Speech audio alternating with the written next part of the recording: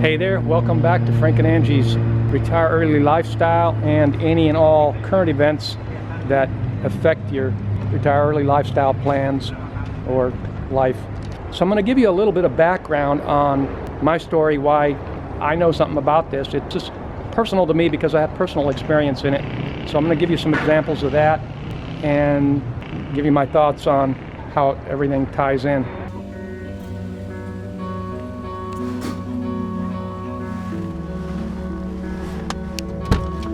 Okay, so I got a few whoppers for you today. It's definitely affecting in a big way our lives. Disaster is coming. Everyone must avoid this, but before we get into that, I just wanted to show you the other day I was here and I pointed to the water there, the ocean, but you couldn't see it because of the cloud cover and the storm conditions that were present, and it was really foggy. You couldn't even make out the ocean, but today's much more clear and you can see it really well. So really nice to have that really beautiful view here, and on the back side of it you get the mountains. So I really like this spot. I hope you enjoy it too. And today happens to be a sunny day. So there's a couple of different disasters looming, and I just wanted to talk to you about this and tell you my thoughts and share them with you, because in the past, let me tell you, if I can, in the past I have been in places. We've spent 8 years in Ecuador, and let's just say, I don't like to say our dream was, because then you have to talk about waking up from the dream, but our intention was to retire on the coast, and the north coast was really beautiful. The landscapes there are just amazing.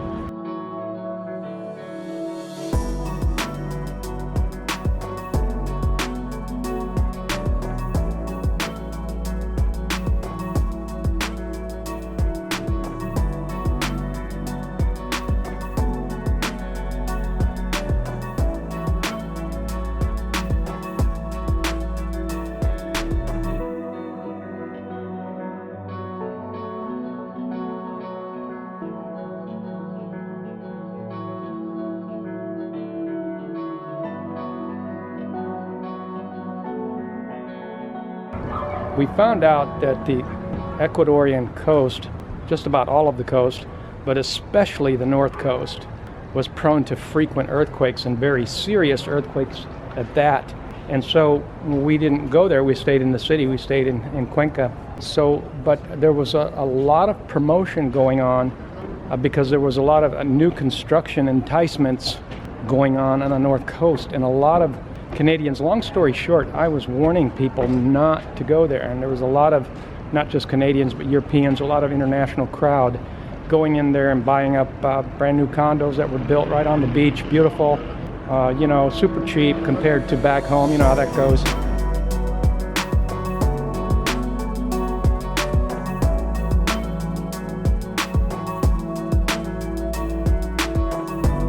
I was like the only one telling people, don't do this. This is an earthquake zone. You're going to regret it. And long story short, people ended up not just losing their real estate, but they ended up losing their lives. And I hate to see that. This is part of why I make these videos. Is, you know, if you know something and you can warn people and you can have a discussion on video where people can see it and hear it, and then they make their own decisions. A very small number of people that actually heeded our warnings later contacted us and thanked us and said, I'm glad that I listened to you because look at what happened. So I'm getting ready to tell you a couple more things that I want to warn you about, and they're both tied together. And so I'm going to tell you both of these things because they're tied together. But so Angie, we warned people about not going to the north coast because it was an earthquake zone, and then the big earthquake came, and I had friends that, I don't know what you call that, they were sort of fatalistic, like, well, you know, I'm in my 70s, I don't care, I'll die in an earthquake kind of thing, which made no sense to me. And I'll tell you something about that in a little bit. But we were also in southern Italy. We ended up being around Naples and just south of Naples. And we found out that the Vesuvius there was actually rumbling. Big, huge volcano is actually acting as if it wanted to act up. And that just gave us another reason to leave southern Italy.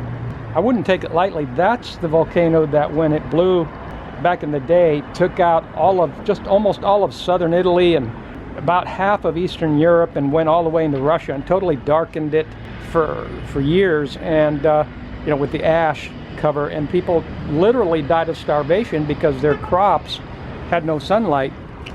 I understand there's people now, evil, just people bent on doing evil, that are trying to figure out how to just recreate that, but that's a different discussion.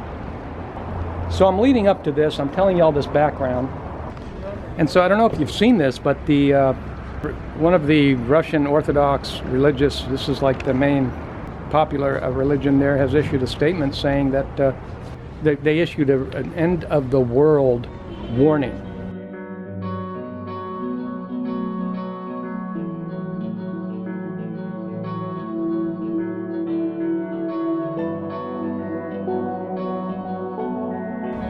And they're just warning these bad characters, and everyone actually, because the end of the world would affect us all, wouldn't it?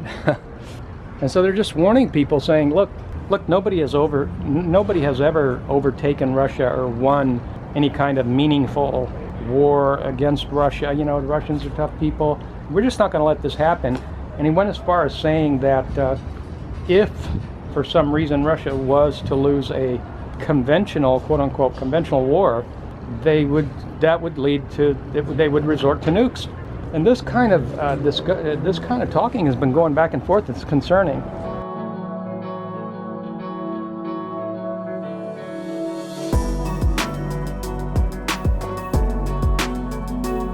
And it was a prime minister of, I don't remember which country it was. I read so many newsletters about this, all kind of different things. Prime minister of Finland, that's right, came out and said that what they want is a prolonged war. And so the prolonged war would put, she's putting basically the people on the planet on notice that it's going to be a prolonged, ongoing state of being at war. And what that usually does is it'll bankrupt. Because you've got like a singular country against like a conglomerate of countries that are going against it. And so, financially speaking, the singular country is going to be more likely to run out of resources, and thereby perhaps causing them to have to destroy their currency and basically destroying their country. Even if they don't lose literally, they would lose no matter what. An ongoing state of war is always a loss for most countries just because of the cost. Look at what happened to the United States when they went into the Vietnam War, which happened to coincide with when Nixon took the dollar off the gold standard, and look at what happened to the value of the dollar, which people look at the price of gold, and went from, $100 to $800, or was it $50, somewhere in there. That wasn't actually gold moving, it was the value of the dollar disintegrating, because part of it was the war making. And so it's a strategy to, if you can't take over your enemy with just might, you can just destroy them internally in this way by having an ongoing depletion of resources. So this is like in the background, and then on top of that, what we've got going on is people that want to find a place to run to. And this is happening everywhere. This is not just people that want to leave the United States and want to look for a place to go, get away from it all, but it's also people within the United States looking for, say, red states. And what's happening is, and this is the other whopper I was talking about, is people that look at, you've seen these lists of governors and what, their statements and their position and how they're not going to go along with evil and this kind of thing. And so a lot of people naturally want to flow to these areas, but I warn people against using that as the sole way of making a decision, because, and I had a friend that was in Chile, and before Chile disintegrated, and then she kept saying she was going to go to Brazil, and this was before Bolsonaro was toppled. Now, she's older than I am, so to be gentle and respectful, and because it was over the internet, I didn't say anything, because a lot of times you can write something in an email and it doesn't come across quite exactly how you want it. But anyway, I didn't say anything, but I thought to myself, you know what, that's really a bad idea. And now look at what happened to Brazil, all of the bad things that are happening. And just because if you go somewhere, if you're looking to go somewhere because of one person, one leader, one governor, one president, because of what they said, even DeSantis. You know, I've been telling people all along, what are you going to do when DeSantis is no longer there? I mean, look at all of the things that Trump did, and then we're just reversed. It was a notable writer that wrote a book about how to find freedom in an unfree world that said in order to take over, you know, a top-down system is strategically simple, not necessarily easy, but simple, because you simply take over from the top. And this is what you see happening in places like Brazil or other states in the South. You see people wanting to go to Florida or South Carolina or this and that, and what you've got is a situation where all it has to happen is that the king gets checkmated, let's just say in game parlance.